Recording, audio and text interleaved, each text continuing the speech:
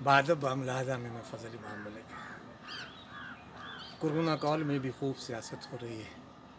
Lockdown का चौथा चरण शुरू हो गया है। बसों पर सियासत हो रही है, रेल पे सियासत हो रही है।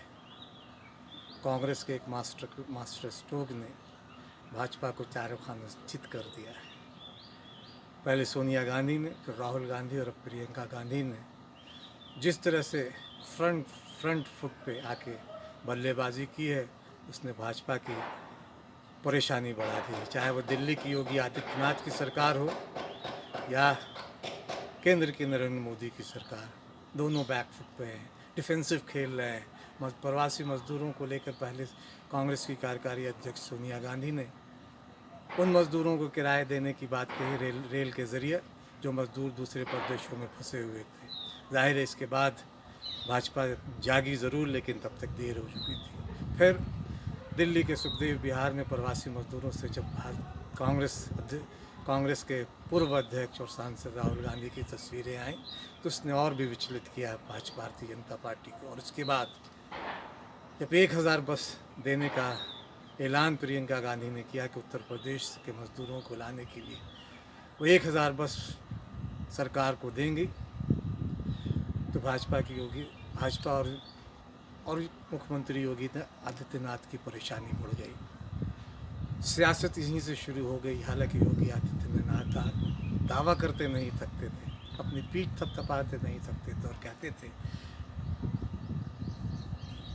कि मज़दूरों के लिए वो सब कुछ करने जा रहे हैं। हालांकि मज़दूर उनके राज्य में भी सड़कों पर मर रहे हैं, भूखे हैं, प्यासे हैं, पैदल कहाँ दूसरे प्रदेशों से चले आ रहे हैं। लेकिन दावा ये है कि सैकड़ों हज़ारों मज़दूरों को वक्त तक वापस ला चुके हैं। लेकिन लाखों मज़दूर अब भी कहीं ना कहीं फंसे हुए हैं। और उन सरकारों की संवेदनहीनता, योगी आदित्यनाथ की संवेदनहीनता, दरअसल एक जो मुलम्मा चढ़ा रहा है, सत्ता को लेकर जो मुलम्मा चढ़ाया है, वो एक बड़ी वजह है कि वो मज़दूरों को दर्द को नहीं समझ पाए। हालांकि उनका तो मानना था, उनका तो वो तो इस ज़िद पे अड़े हुए थे कि वो एक कोरोना काल में एक ऐसा प्रदेश में एक ऐसा संसार रच रहे हैं जो कहीं और नहीं रचा जाता है। ठीक ही कहा है किसी ने कि अड़े थे ज़िद पे कि सूरज बना के छोड़ेंगे, पसीने छूट गए एक दिया बनाने में। तो ये हाल हुआ योगी आदित्यनाथ का। अब जब 1000 बस देने का वादा किया की बात कही प्रियंका गांधी ने, तो कई दिनों तक उन्हें इजाज़त नहीं दी गई बसों को लाने के लिए।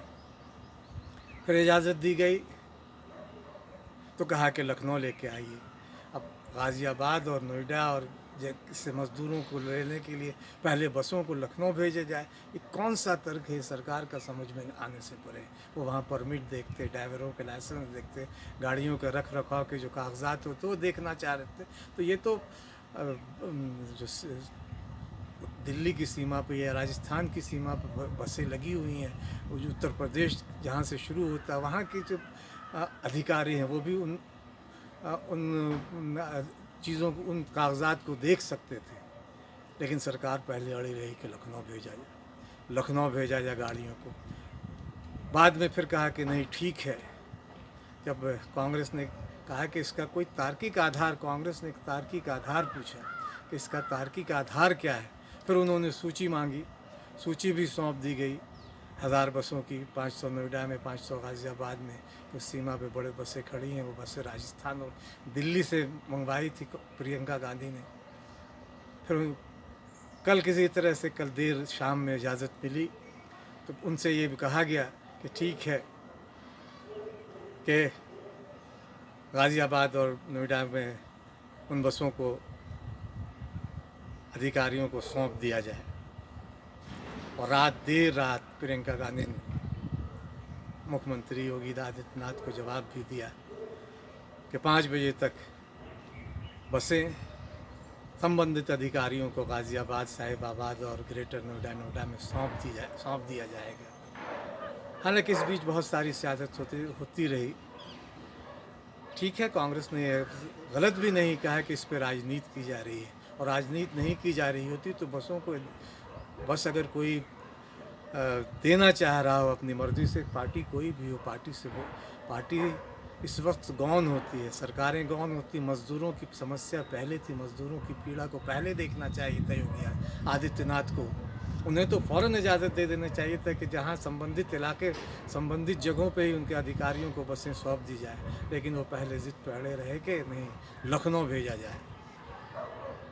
अब उनके एक मंत्री हैं सिद्धार्थनाथ सिंह, पहले प्रवक्ता भी रहे, टीवी चैनलों के बहुत का जाना माना चेहरा है।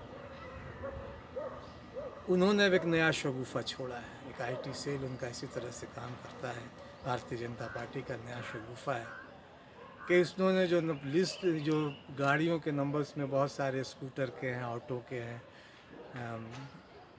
ट्रक के, यानी अब अपनी नाकामी को का ठिकरा कांग्रेस के सर फोड़ने की एक नाकाम कोशिश सिद्धार्थनाथ सिंह ने की। ये लिस्ट जब दी गई थी, आज अचानक ये इल्हाम उन्हें कहाँ से हुआ कि ये जो गाड़ी, ये इन जो सूची सौंपी गई है उसमें कई गाड़ियों के नंबर जो स्कूटर के हैं या ट्रक के हैं या ऑटो के हैं। जाहिर है कि ये सब सियासी बातें हैं, कांग्रेस को कटघरे में खड़ा करने की कोशिश है। इसलिए उत्तर प्रदेश के अध्यक्ष, कांग्रेस के अध्यक्ष लल्लू जी ने फ़ौरन ही जवाब दिया कि सार्वजनिक कर देते हैं इन नंबरों को, इजाज़त दें तो सार्वजनिक कर दिया जाता है। वो सारी बसें खड़ी हुई हैं और जिन जिन जिन नंबरों का जिक्र सिद्धार्थनाथ सिंह कर रहे हैं, उन्हें तो ये सोचना चाहिए कि वो सारी बसें सीमाओं पे खड़ी हैं। राजस्थान की सीमा पे सिर्फ इजाज़त मिलने की देर थी, वो 1000 बसें उनको मिल जाती, लेकिन दरअसल इस खेल के पीछे अपना सियासी खेल है। कांग्रेस के मास्टर स्ट्रोक पे उत्तर प्रदेश की भी सरकार फेल हुई और केंद्र की सरकार भी। इसलिए अब जब सरकार फेल हुई तो ये इस तरह का खेल खेल कर कांग्रेस के मास्टर स्ट्रोक को कहीं डिफेंसिव फुट पे ला, मास्टर के स्ट्रोक का बचाव करना था, लेकिन सिद्धार्थनाथ सिंह हो या यूपी की सरकार अपने ही खेल में फंस गई, क्योंकि बसें तो हैं।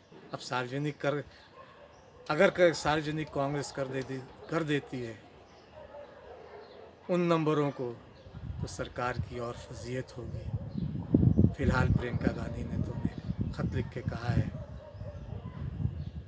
कि हम बसों को सौंप रहे हैं, और जाहिर है कि प्रवासी मजदूरी चुके उत्तर प्रदेश, बहुत सारे लोगों ने सोशल मीडिया पे सवाल उठाया कि सिर्फ उत्तर प्रदेश का ही क्यों सोच रही हैं प्रियंका गांधी।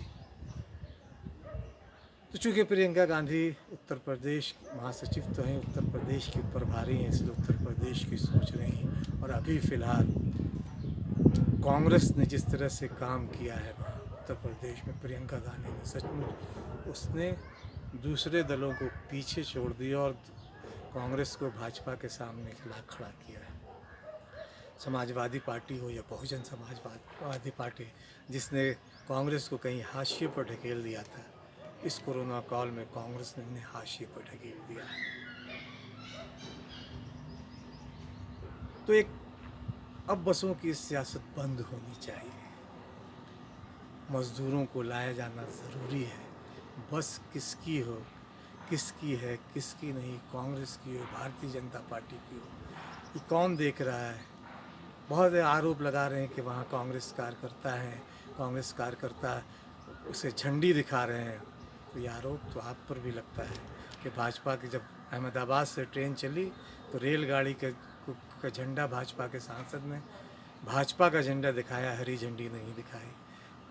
खाद्य सामग्रियां जो भाजपाई ने बांटी, उसमें नरेंद्र मोदी का फ़ोटो लगा के बांटा है, उस पर भाजपा का चुनाव चिन्ह का फ़ोटो लगा के भेजा है। अब उंगलियां दूसरों को उठाने से पहले खुद की तरफ भी एक बार खुद का भी आकलन करें, खुद का भी अपने अंदर झांकें। आरोप लगाना कोई बड़ी बात नहीं है। आरोप तो सियासत में हर दल एक दूसरे पर लगाता है, लेकिन आरोप के पीछे तर्क भी होना चाहिए। आपने जो काम खुद किया है वही काम वही आरोप अब दूसरे ऊपर लगा रहे हैं, तो आपका आरोप नहीं लगता, सिर्फ सियासत ज़्यादा लगती है। तो इस तरह की छिछली सियासत, ओछी सियासत भाजपा करके कांग्रेस को कहीं बैकफुट पर ढकेलने की कोशिश में लगी है। लेकिन कांग्रेस ने तो अब छक्का मार ही दिया है, उसने तो गुगली फेंकी ही दी है। उसने तो उस गुगली पे केंद्र और योगी आदित्यनाथ की सरकारें मात खा चुकी हैं, उनका स्टैंप बिखर चुका है।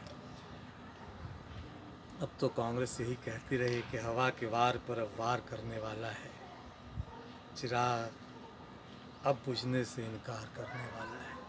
दरअसल कांग्रेस का ये मास्टर स्ट्रोक है। इस मास्टर स्ट्रोक पे भाजपा की परेशानी बढ़ी है। लेकिन इन सबसे बड़ा सवाल ये है कि प्रवासी मज़दूरों को लाने का, उनके घरों तक पहुंचाने का काम होना चाहिए। कांग्रेस को भी सियासत नहीं करनी चाहिए, भाजपा को भी नहीं करनी चाहिए। अभी सियासत से ज़्यादा ज़रूरत इस बात की है कि मज़दूरों को हम उनके घरों में भेजें,